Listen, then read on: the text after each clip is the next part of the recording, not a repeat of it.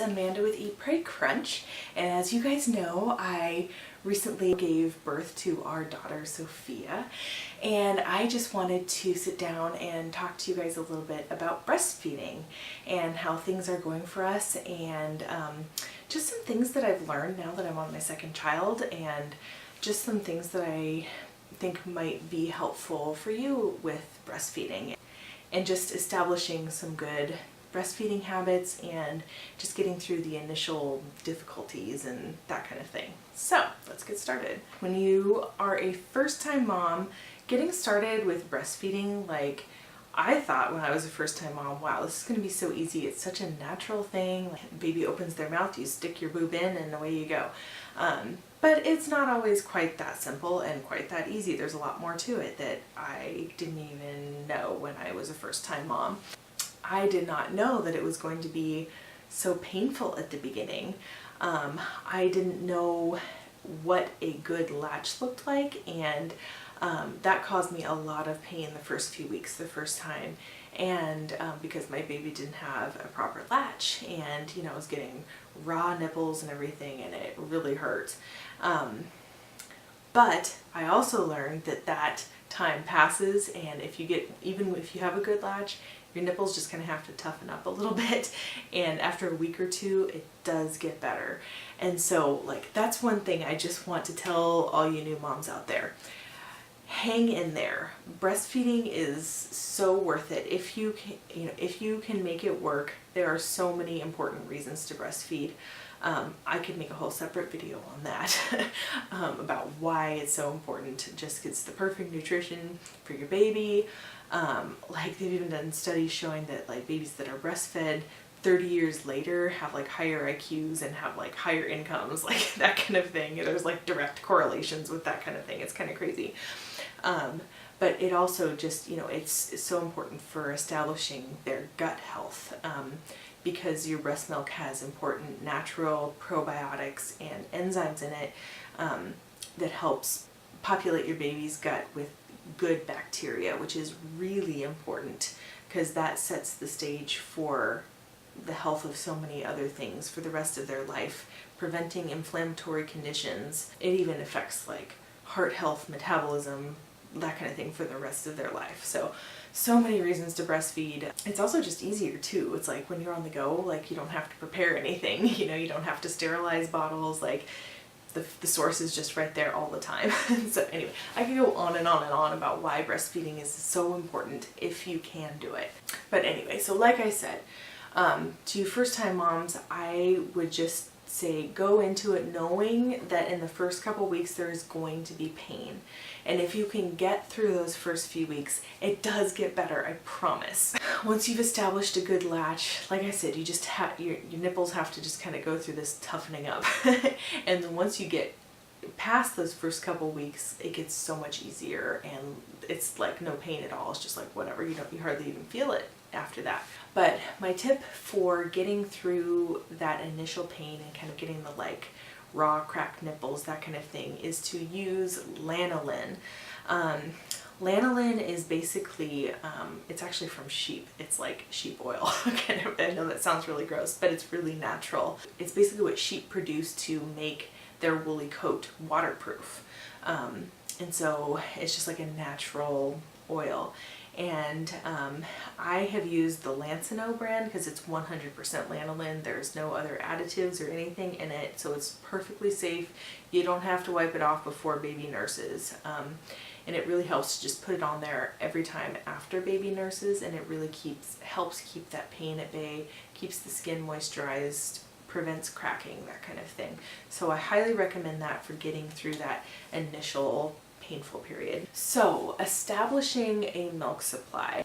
Right after you give birth, I'm sure most of you already know this, your milk doesn't come in right away. There's a few days until your milk comes in and you are producing colostrum. All my midwives like to call that the liquid gold. It's just full of these antibodies and probiotics, and it's just this living food for your baby. But this is another thing that I wish I knew the first time going into it, and I had kind of forgotten this time around too, but those first few days, baby starts to get hungry after a day or two, and they do lose some birth weight, and that's totally normal. Some parents freak out at the like second or third day. They're like, my baby is starving, like we need to go get formula because my milk isn't coming in and baby needs to eat.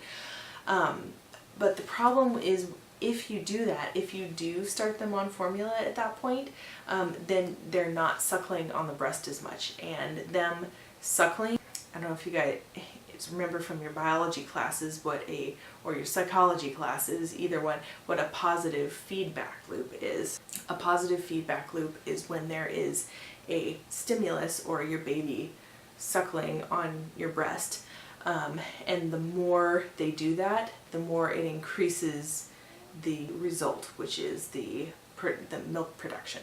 So the more they suckle, the more it sends messages to your body to create milk.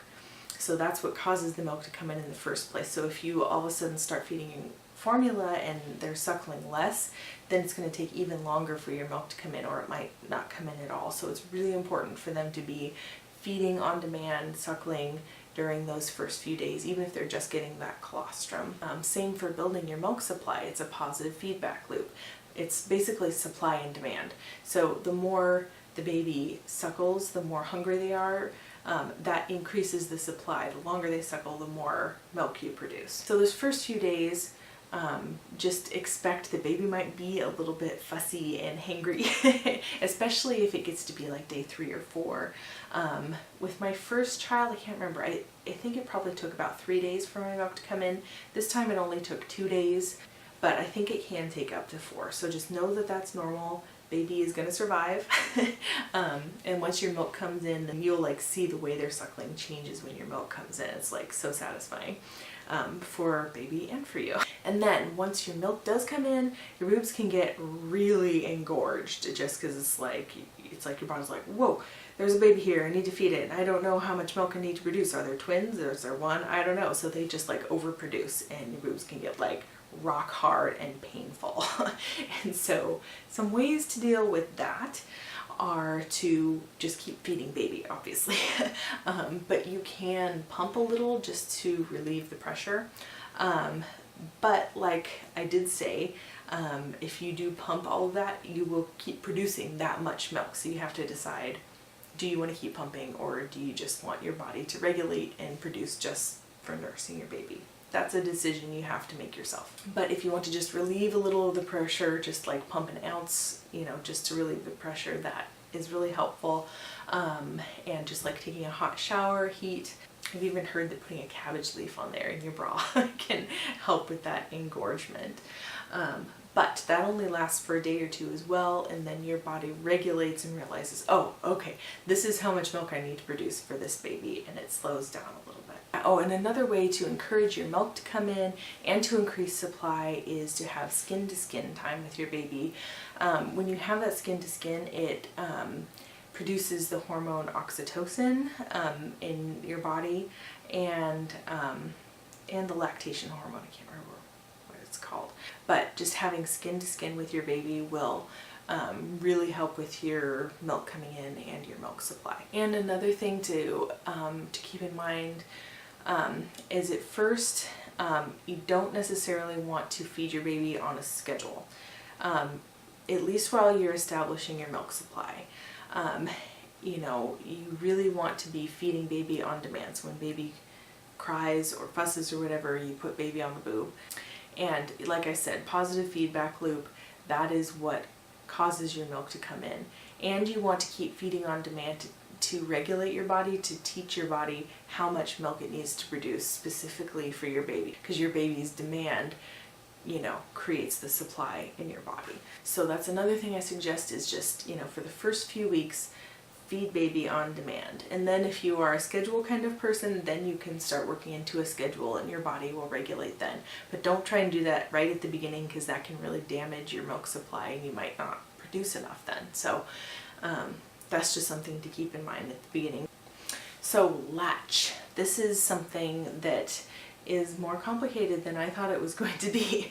Like I said, with my first son, he didn't have a very good latch at first, and I didn't know that until I talked with a lactation consultant, and she basically pointed out that my son's like lower lip was kind of like in, like over his bottom gums, and so his mouth wasn't out, so that, you know, it wasn't a proper latch like that since his lip was tucked.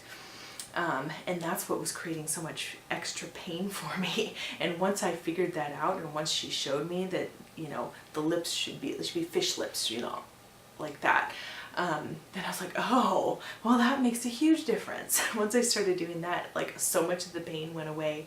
And so yeah, that's really important, is you want baby to have those fish lips. You want them to have a wide open mouth when they're latching on, and you basically want your entire areola to be in their mouth.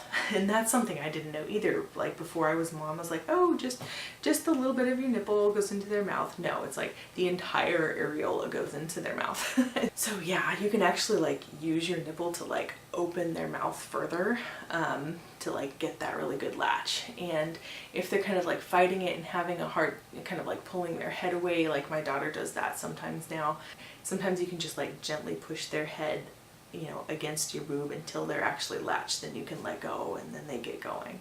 Once you have your milk in and established and you've got a good rhythm going, then you can try to get into a bit more of a schedule to try and, you know, work with your sleep training if that's something you do. If you are having some issues with supply, there are a number of things that you can do to increase it.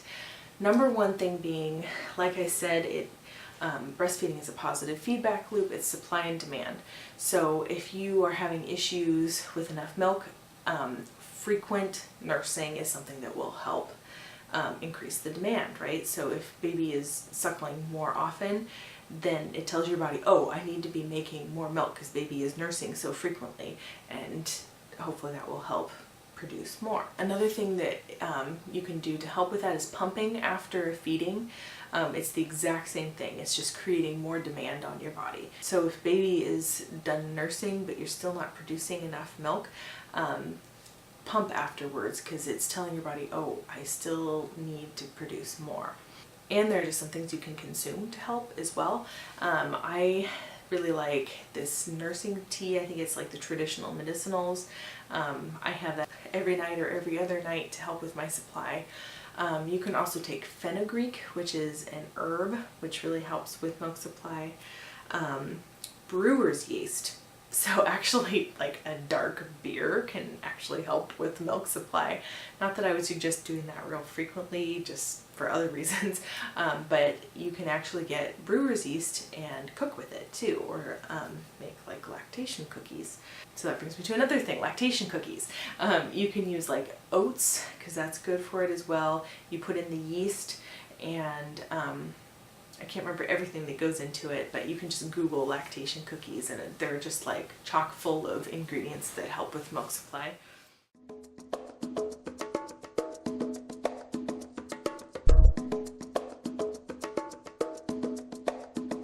So yeah, those are like my basic tips about getting breastfeeding established and getting some good habits and helping with supply and that kind of thing. If you still have issues, if you're having trouble with latch, or if you're still having issues with supply, I highly recommend talking to a lactation consultant. I know you can easily get one through La Leche League, and they actually have like breastfeeding support groups and everything. I've never been to one, but I've heard good things about them. Or you can just talk to your hospital or to your midwife. Most of them will have recommendations for lactation consultants in your area. So I highly, highly recommend that. If you had a doula, oftentimes a doula will kind of act as a lactation consultant for you as well. Or even just talk to a friend who's been successful at breastfeeding before, and you know, if you can't afford a lactation consultant, yeah, just talk to a friend who has done it before, and they can probably help you with a lot of these things as well, like what has worked in their experience. So anyway, so those are my tips. Hopefully this was helpful for you if you are a new mom, or if you're getting breastfeeding established again with subsequent children. Hopefully this is helpful for you as well. If you found this video to be helpful, give it a thumbs up, and don't forget to subscribe if you haven't already, and I will see you in the next video. Bye guys.